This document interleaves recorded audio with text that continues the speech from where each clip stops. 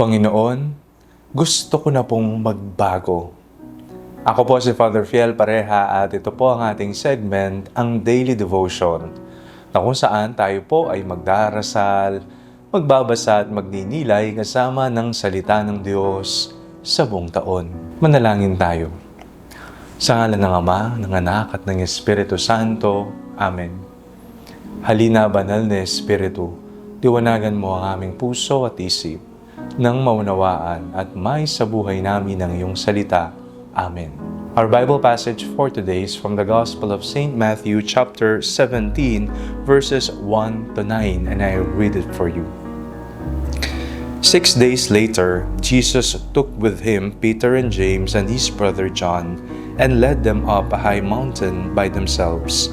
And he was transfigured before them, and his face shone like the sun, and his clothes became dazzling white. Suddenly there appeared to them Moses and Elijah, talking with him. Then Peter said to Jesus, "Lord, it is good for us to be here. If you wish, I will make 3 dwellings here, one for you, one for Moses, and one for Elijah." While he was still speaking, suddenly a bright cloud overshadowed them. And from the cloud a voice said, "This is my Son, the Beloved. With him I am well pleased. Listen to him."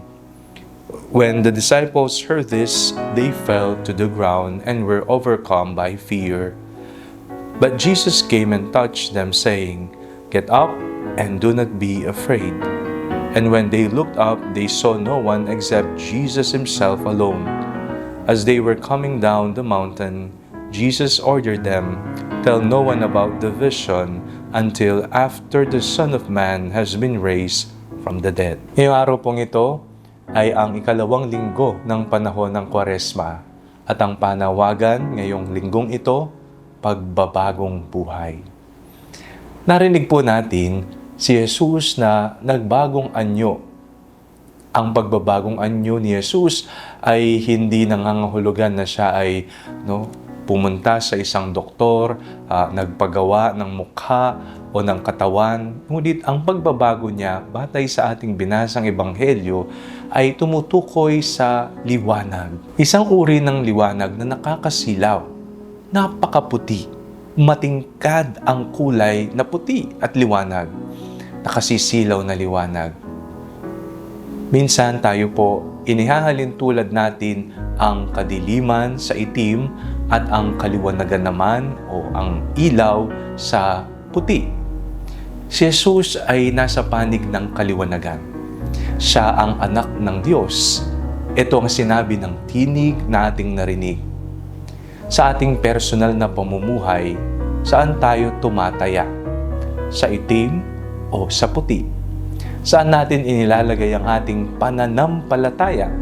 Ang pananampalataya ay pagtaya sa hindi mo nakikita, sa hindi mo nawawari, pero ang iyong pananampalataya ay ibinubuhos mo sa Panginoon. Ikaw ba ay tumataya sa Diyos?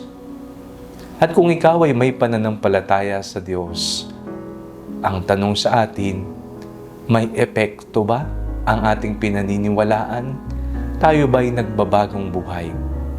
Ngayong panahon ng Kwaresma, kabi-kabila ang pagdarasal ng Istasyon ng Krus, kabi-kabila ang Pasyong Mahal, kabi-kabila ang bisita iglesia, ang mga pilgrimages, at iba't ibang uri ng dasal. Ngunit ang tanong sa atin, may epekto nga ba ang mga bagay na ito? O obligasyon lamang nating nakikita ang mga ito?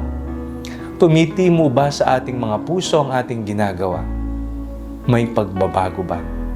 Nakikita sa bunga ang resulta ng ating buhay panalangin. Kaya ngayong panahon ng Kwaresma, sana pagdating ng linggo ng muling pagkabuhay, kasama natin si Jesus na mabubuhay na maguli. Mula sa kasalanan, tayo po'y mamamatay. At tayo ay mabubuhay kasama ni Jesus, kasama niyang maliwanag, kasama niya sa kaputian ng buhay, kalinisan ng damdamin at ng puso. Magbagong buhay na tayo. Manalangin tayo. Panginoong Yesus, nais po naming magbagong buhay. Alam po naming hindi namin magagawa ito kung wala ang iyong biyaya. Amen. Sa ngalan ng Ama, ng Anak, at ng Espiritu Santo. Amen.